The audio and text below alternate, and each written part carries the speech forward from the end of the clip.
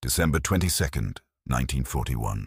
While Winston Churchill's battleship HMS Duke of York approached the Virginia coast after 10 days battling Atlantic gales, Adolf Hitler stood at the center of a strategic catastrophe of his own making.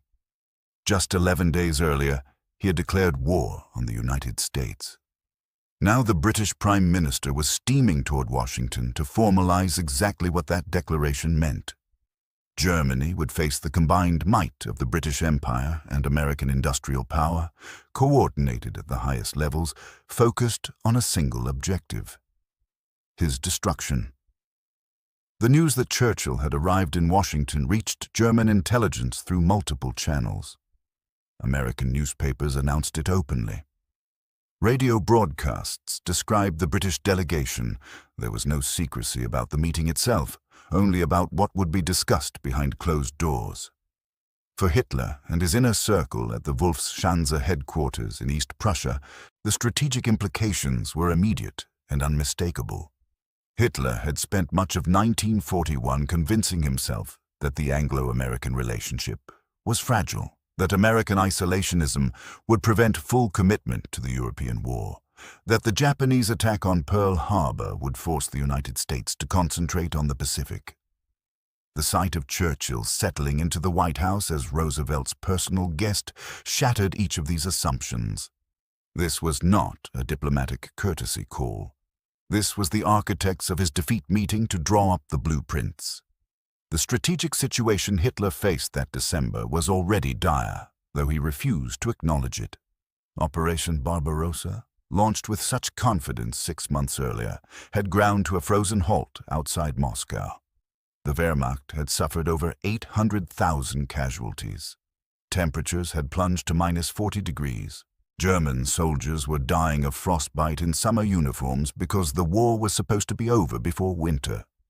The Red Army had just launched its first successful counter-offensive, driving German forces back from the Soviet capital.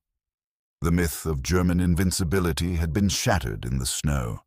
And now this: Churchill and Roosevelt, face to face, for 3 weeks of intensive planning. Hitler knew what such meetings meant. He had built his own power through personal relationships, through the force of his presence, through the ability to dominate a room and bend others to his will. He understood that decisions made in person carried weight that no exchange of telegrams could match. The Arcadia Conference, as it would be codenamed, represented something more dangerous than military coordination. It represented the personal commitment of two leaders to each other's cause. Hitler's documented views on both men were contemptuous, but his contempt masked a deeper anxiety. He had devoted much of his December 11th declaration of war speech to attacking Roosevelt, spending nearly 90 minutes reciting a litany of American provocations, real and imagined. He called Roosevelt a warmonger controlled by Jewish financiers, accused him of deliberately provoking war while hiding behind neutrality, denounced American aid to Britain and the Soviet Union as acts of undeclared warfare. The speech's length and venom revealed how much the American entry into the war disturbed him, no matter how he tried to portray it as inevitable or even welcome. Churchill he dismissed as a drunk and a has-been, a man clinging to a dying empire. In private conversations, Hitler called him a warmonger without strategy, a man who spoke well but thought poorly. Yet Churchill had kept Britain fighting for 2 years, when every rational calculation said Britain should seek terms. Churchill had survived the Blitz, rebuilt the RAF, maintained control of the Mediterranean, kept the Atlantic lifeline open. For all Hitler's dismissive words, Churchill had proven the most dangerous kind of opponent, one who refused to accept reality. Now these two men were together in Washington, and Hitler could not control the narrative, could not insert himself into their conversation, could not prevent whatever understanding they might reach. The Wolfschanze was 7,000 kilometers from the White House. That distance represented more than geography. It represented the fundamental isolation of Hitler's position. He could rant to his generals and his secretaries. He could deliver monologues at dinner about the weakness of democracies and the inferiority of America. But he could not stop Churchill and Roosevelt from forging the alliance that would destroy him. The decisions reached at Arcadia confirmed Hitler's worst fears, though the full details would only become clear over time. On December 24th, 2 days after Churchill's arrival, the combined chiefs of staff held their first meeting. For the first time in history, the military commands of two great powers would be integrated under a unified structure. British and American officers would plan together, decide together, command together. Hitler's strategy had always relied on defeating his enemies separately, on exploiting divisions and conflicts of interest. The combined chiefs of staff eliminated that possibility. There would be no separate British strategy and American strategy. There would be one Allied strategy. That strategy, formalized on December 31st, was devastatingly simple: Germany first. Despite Pearl Harbor, despite the shock and rage that attack had generated in the American public, despite the natural desire for revenge against Japan, Roosevelt and Churchill agreed that defeating Nazi Germany was the paramount Allied objective. Japan would be contained in the Pacific. The full weight of American industrial might and British imperial resources would be directed against Hitler. Everything else was secondary. Hitler had gambled that American entry into the war would disperse Allied efforts, that the United States would focus on Japan and leave Britain to fight Germany alone with only limited American support. The Germany First decision proved he had miscalculated catastrophically. By declaring war on December 11th, he had given Roosevelt the political freedom to prioritize Europe without appearing to ignore the attack on American forces at Pearl Harbor. Hitler had done more than bring America into the war. He had given the Allies permission to focus their entire effort on destroying him. The scale of what this meant took time to comprehend. In December 1941, the United States Army numbered just over 1,600,000 men. The entire American military production for 1941 included approximately 19,000 aircraft, 4,000 tanks, and virtually no modern naval vessels designed for global power projection. These numbers seemed small compared to what Germany had already deployed. Hitler could convince himself that American military power was years away from becoming a factor in the European war. But the Arcadia Conference was not about what America was in December 1941. It was about what America would become. On January 6, 1942, Roosevelt addressed Congress and outlined American production goals that seemed fantastical. 60,000 aircraft in 1942, 125,000 in 1943, 45,000 tanks in 1942, 75,000 in 1943, 8 million deadweight tons of shipping in 1942, 10 million tons in 1943. Roosevelt was not describing an army joining the war. He was describing the transformation of the world's largest industrial economy into a machine for mass-producing military power. Hitler heard these numbers. German intelligence translated Roosevelt's speech. Hitler's own people presented him with the figures. His response, documented in conversations from this period, was to dismiss them as propaganda, as American boasting, as the empty promises of democracies that lacked the will and organization to turn plans into reality. This was not analysis. This was denial. Hitler needed to believe these numbers were impossible, because accepting their reality meant accepting that Germany had already lost the war. The strategic mathematics were brutal. Germany's 1941 aircraft production had peaked at around 12,000 units. German tank production for the entire year barely exceeded 5,000. The German economy was already fully mobilized for war, every factory running at maximum capacity, every resource committed. There was no reserve of unused industrial potential waiting to be activated. What Germany produced in 1941 represented roughly the maximum sustainable output of German industry. America, in December 1941, was operating at perhaps 30% of its industrial capacity. The factories that built automobiles could build tanks and aircraft. The shipyards that built cargo vessels could build warships. The industrial workforce that produced consumer goods could produce weapons, and American industry operated beyond the range of German bombers, immune to the devastation that would eventually reduce German cities to rubble. The moment Churchill and Roosevelt began coordinating this industrial mobilization, Germany's defeat became a question of time, not possibility. Hitler's worldview prevented him from grasping this. He believed in the superiority of will over material, in the triumph of spirit over mere production. He had built his ideology around the idea that racial quality mattered more than industrial quantity, that German soldiers were worth 5 or 10 of any opponent, that organization and leadership could overcome numerical disadvantages. These beliefs had served him well in Poland and France, where superior German tactics and morale had achieved rapid victories against numerically comparable forces. But the Eastern Front was teaching a different lesson, one Hitler refused to learn. The Red Army had lost millions of men, thousands of tanks, thousands of aircraft, yet more Red Army soldiers kept appearing. More Soviet tanks rolled off assembly lines in factories beyond the Urals.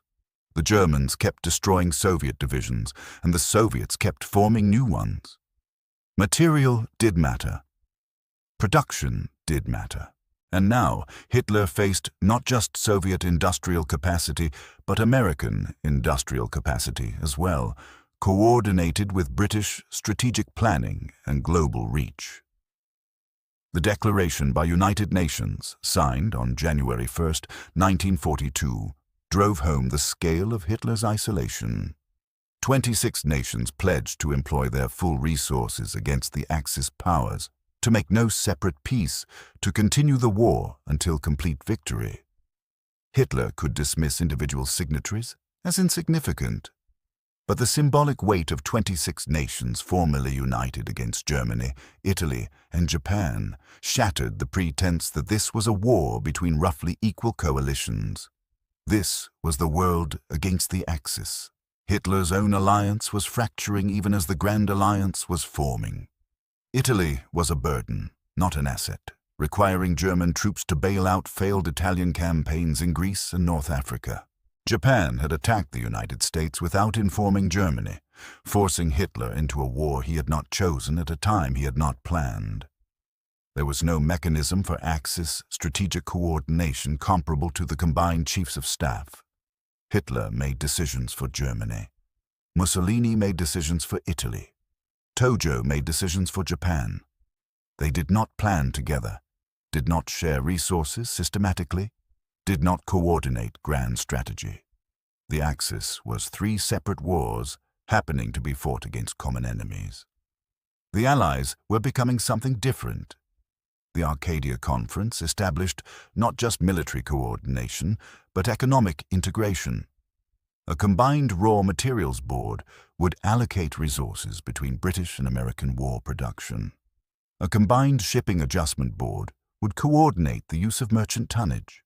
A combined production and resources board would prevent duplication of effort and maximize total Allied output.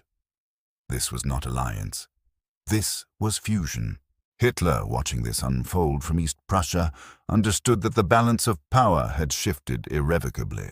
Before Pearl Harbor, before his declaration of war, before Churchill's trip to Washington, there had been 3 separate conflicts: Germany versus Britain, Germany versus the Soviet Union, and Japan versus China, with growing Japanese-American tensions.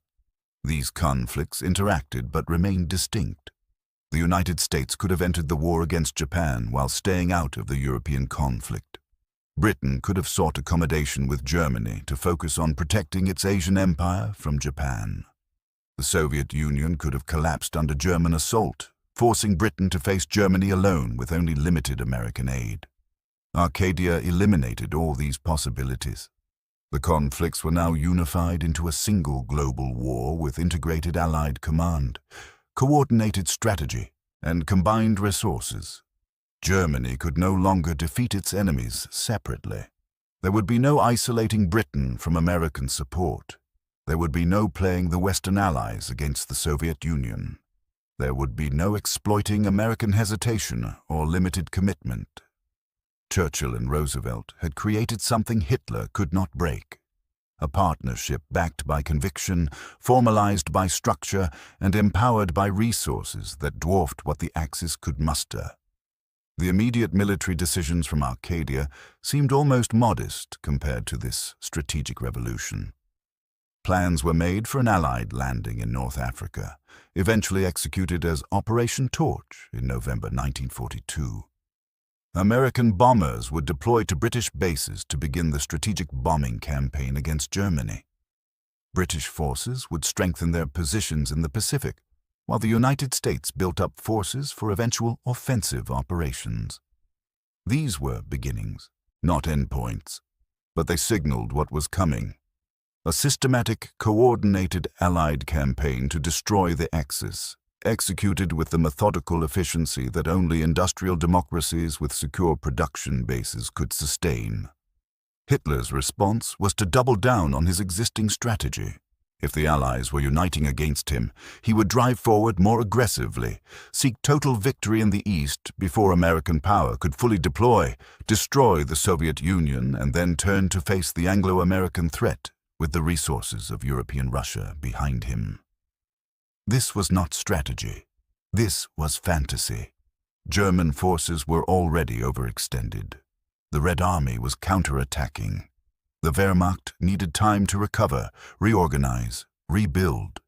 Instead, Hitler would demand new offensives, new drives toward objectives that grew more unrealistic as German strength declined and Soviet resistance intensified.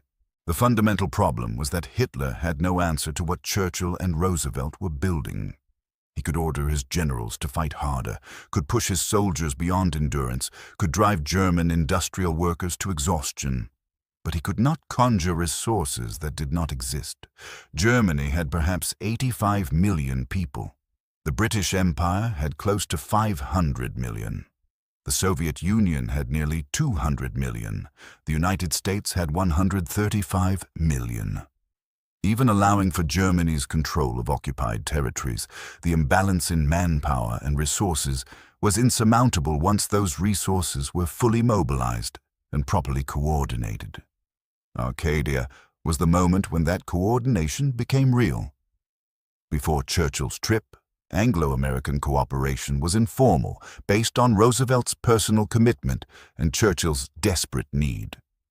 After Arcadia, it was institutional, backed by permanent structures and agreed procedures.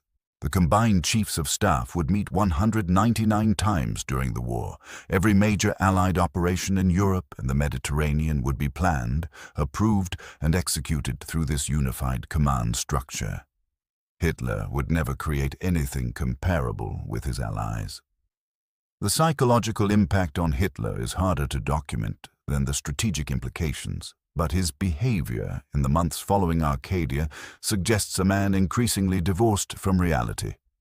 His table talk from late 1941 and early 1942 shows him dismissing American military potential, mocking American culture, predicting inevitable conflict between the Soviet Union and the Western Allies that would save Germany. These were not the thoughts of a leader adjusting strategy to meet new challenges. These were the defensive mechanisms of a man who had lost control of events and could not admit it. He had declared war on the United States, believing it would make little immediate difference, that German victory in the East was imminent, that the Japanese would tie down American forces in the Pacific. Within 2 weeks of that declaration, Churchill was in Washington forging an alliance that would prioritize Germany's defeat above all else. Within 3 weeks, the Germany First strategy was formalized. Within 4 weeks, 26 nations had united against the Axis. Hitler's declaration of war had not been a bold strategic stroke. It had been a catastrophic blunder that united his enemies and focused their combined power against him. But acknowledging this was impossible. To acknowledge it would be to admit that the war was already lost, that Germany would be ground down by superior Allied resources, that ideology and will could not overcome industrial capacity and strategic coordination. Hitler's entire worldview rested on the premise that he was destined to triumph, that Germany's racial superiority ensured victory, that his enemies were weak and divided. The Arcadia Conference proved none of this was true. Rather than adjust his assumptions, Hitler dismissed the evidence. Churchill would leave Washington on January 14, 1942, having spent 3 weeks living in the White House, building relationships with American military and political leaders, establishing the personal bonds that would sustain the alliance through years of war. He had arrived as the leader of a nation fighting for survival. He departed as the co-architect of a grand strategy that would win the war. The transformation took 23 days. For Hitler, the implications would take longer to fully manifest. In January 1942, German forces still occupied territory from the Atlantic coast to the outskirts of Moscow, from Norway to North Africa. The Wehrmacht remained a formidable fighting force. The industrial base of occupied Europe still functioned. On paper, Germany's position looked strong, but Arcadia had set in motion forces that would systematically dismantle that position. American troops would land in North Africa in November 1942. Sicily would fall in summer 1943. Italy would surrender that September. American and British bombers would devastate German cities and industrial centers. The Red Army would begin its long offensive westward, driving German forces back toward the Reich. D-Day would come in June 1944, opening the second front that would squeeze Germany between two advancing Allied armies. Each of these operations would be planned, coordinated, and executed through structures created at Arcadia. Hitler would respond to each crisis by demanding more from forces that had less to give. He would fire generals who told him the truth. He would create new armies on paper that did not exist in reality. He would order positions held that could not be held. He would forbid retreats that could have saved his forces from encirclement. He would make every mistake that commanders make when they have lost control of a war but cannot admit it. The beginning of the end came not at Stalingrad or Kursk or Normandy, though those were the visible turning points. It came in late December 1941, when Winston Churchill stepped off HMS Duke of York onto American soil and began 3 weeks of meetings that would transform the war. Hitler could not attend those meetings. He could not influence those decisions. He could not prevent the alliance from forming. He could only watch from his headquarters in the forests of East Prussia as the strategic foundation of his new order crumbled beneath him. What Churchill coming to Washington meant for Hitler was simple and final. He would lose the war, not might lose, would lose. The question was no longer whether Germany would be defeated, but when and at what cost. The answer to that question would take 3 more years and millions more lives. But the outcome was determined in those 3 weeks in Washington, when the world's greatest industrial power and its most stubborn empire decided to combine their strength toward a single objective: Germany's destruction. Hitler had declared war on the United States, believing he was shaping events. Instead, he had sealed his fate. And when Churchill settled into the White House as Roosevelt's guest, when the combined chiefs of staff held their first meeting, when the Germany First strategy was formalized, when the declaration by United Nations was signed, Hitler was forced to confront a truth his ideology could not accept. He had united his enemies, focused their power, and given them both the means and the motivation to crush him. The alliance forged at Arcadia would be tested many times in the years ahead, but it would hold. And that alliance, more than any battle or campaign, would be what destroyed Adolf Hitler and everything he built.